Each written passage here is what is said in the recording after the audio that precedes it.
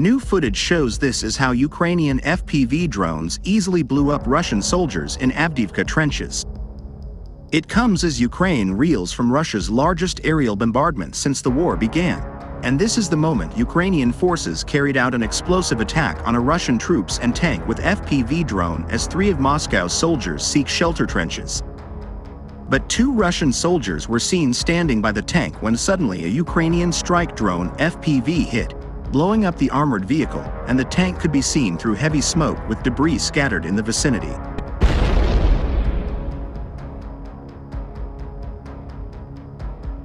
It comes as fighting between Russia and Ukraine intensifies, with Moscow dropping heavy strikes on Ukrainian cities this week.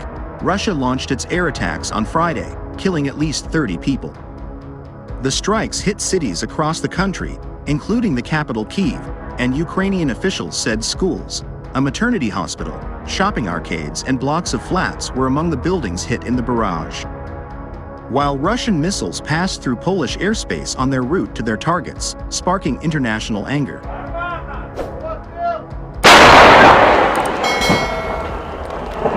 Ukrainian President Volodymyr Zelensky responded, "We will surely respond to terrorist strikes, and we will continue to fight for the security of our entire country, every city, and every citizen. Russian terror must and will lose."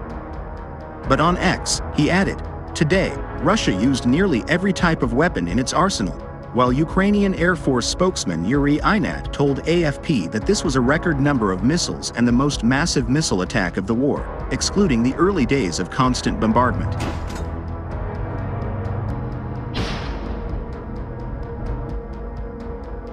NATO Secretary General Jens Stoltenberg also said, "I spoke with President Andrzej Duda about the missile incident in Poland.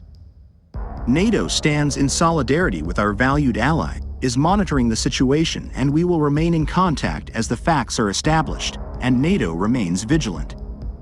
Andrei Ordash, he said, "I was handed a note which contained an unsubstantiated claim that allegedly on the morning of the 31st of December, an airborne object violated Polish airspace, which Polish specialists identified as a Russian-guided missile."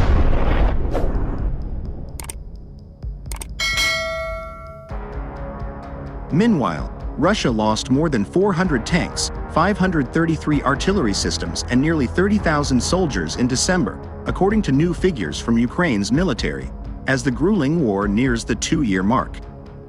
Moscow's troops have lost 359,230 soldiers since launching its full-scale invasion of the country on February 24, 2022, Ukraine's armed forces said on Sunday, and at the beginning of December, this figure stood at 330,040 soldiers, meaning Russia's military lost 29,190 fighters this month.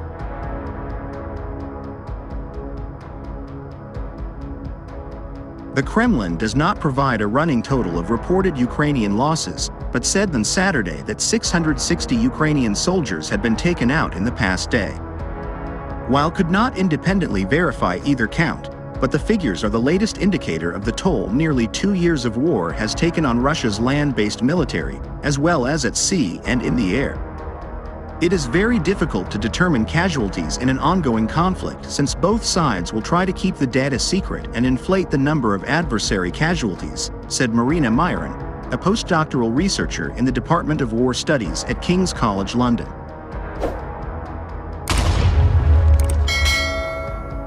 Ukraine is trying to make life unlivable for Russian soldiers, ensuring there are no safe places for Moscow's troops, Daniel Rice, former special advisor to Ukraine's lead commander.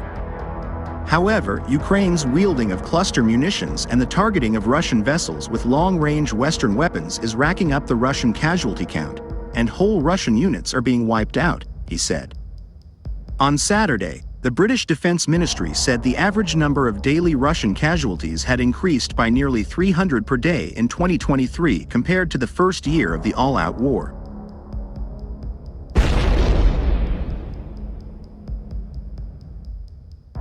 The increase in daily averages, as reported by the Ukrainian authorities, almost certainly reflects the degradation of Russia's forces, the UK government said. Alongside the reported death toll, Russia's military has lost huge chunks of its pre-war armored vehicle and tank fleets in its war effort. It is very difficult to gain an accurate picture of just how many armored vehicles and tanks have been damaged, destroyed, captured, or abandoned, but Western analysts suggest Ukraine's numbers are not far from the true count.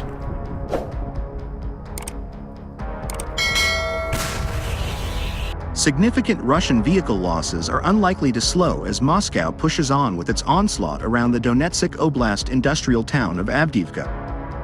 Russia has thrown resources into encircling the town since early October, inching around Avdiivka but at a steep human cost. Ukraine said on Sunday that it was inflicting major losses on Russian troops and had fought off 18 Russian attacks around Avdiivka over the previous 24 hours, but Moscow did not mention the town in its Saturday operational report.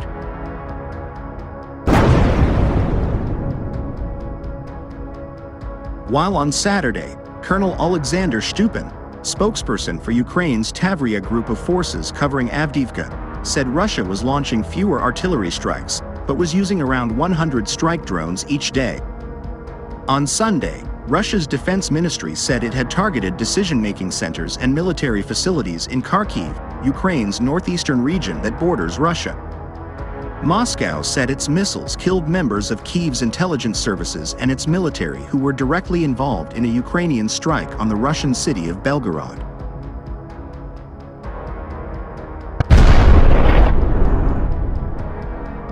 On Saturday, Russia accused Ukraine of an indiscriminate combined strike on the city of Belgorod using missiles equipped with cluster munitions and Czech-made rockets fired by multiple launch systems. Belgorod's regional governor, Vyacheslav Gladkov, said on Sunday that 24 people had been killed, with 108 people injured. A Ukrainian security source told that more than 70 drones were launched in response to Russia's terrorist attacks on Ukrainian cities and civilians, and that Kyiv had only targeted military infrastructure. The source said that the incompetent work of Russian air defense and falling fragments were to blame for casualties.